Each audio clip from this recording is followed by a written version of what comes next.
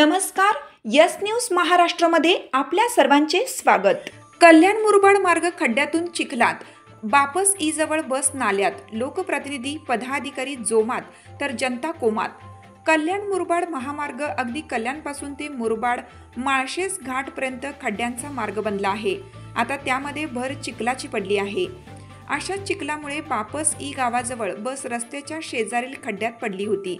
सुदैवाने यातील प्रवासी सुखरूपपणे बचावले असले तरी याचा सर्वाधिक त्रास प्रवासी, वाहन चालक, शेतकरी, विद्यार्थी, कष्टकरी यांना होत असून याचे लोकप्रतिनिधी, पुढारी, पदाधिकारी, कार्यकर्ते यांना कोणत्याही प्रकारचे सोयरसूतक नसल्याने हे आता झेडपी पंचायत समितीच्या निवडणुकीच्या जोमात आहेत, तर मतदार मात्र कोमात जाण्याची वेळ आली आहे।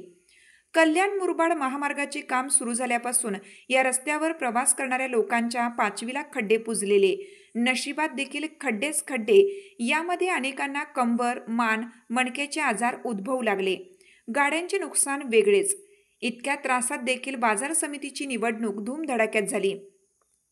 मतदारांची खरेदी विक्री जोमात पार पडली, परंतु तालुक्यातील कल्याण, सिंधी गेट, शहाड, उड्डाणपूल, बिर्ला गेट, धोबी घाट, म्हारळसो, म्हारळपाडा, वरप, कांबा, 5वा मैल, पांजरापोळ, रायतेपूल, दहागाव फाटा, गोवेली, रेवती, बापस ई, मामनोली, किशोर, धानिवली, मुरबाड ते अगदी माळशेजपर्यंत या रस्त्यावरील खड्डे कोणाला दिसत नाहीत। हा त्रास असतानाच आता वाघेरेपाडा, पांजरापोळ, पूल, रायते, दहागाव फाटा, गोवेली, रेवती, बापस ई ते मुरबाडपर्यंत मोठ्या प्रमाणात चिखल झाला आहे। या चिखलातून अनेकांच्या गाड्या स्लिप होऊन अपघात घडले आहेत। त्यामुळे खड्ड्यातून चिखलात आणि चिखलातून खड्ड्यात अशी परिस्थिती लोकांची झाली आहे। मात्र याकडे लक्ष द्यायला कोणाला वेळ नाही। आता जिल्हा परिषद, पंचायत समितीच्या निवडणुकीबाबत सर्वच पक्षाच्या विविध ठिकाणी बैठकांवर बैठका सुरू आहेत। प्रत्येकजण मतदार राजाला गृहीत धरू लागला आहे, परंतु मतदारांनी देखील या बाबतीत गंभीरपणे विचार करायला हवा। वर्षानुवर्ष होणाऱ्या त्रासाला, भोगाव्या लागणाऱ्या संकटाची आठवण करून आपले नेतृत्व निवडायला हवं, अन्यथा एरे माझ्या मागल्या अशी वेळ आपल्यावर येऊ शकते। यस न्यूज महाराष्ट्रासाठी संजय कांबळे, सहसंपादक।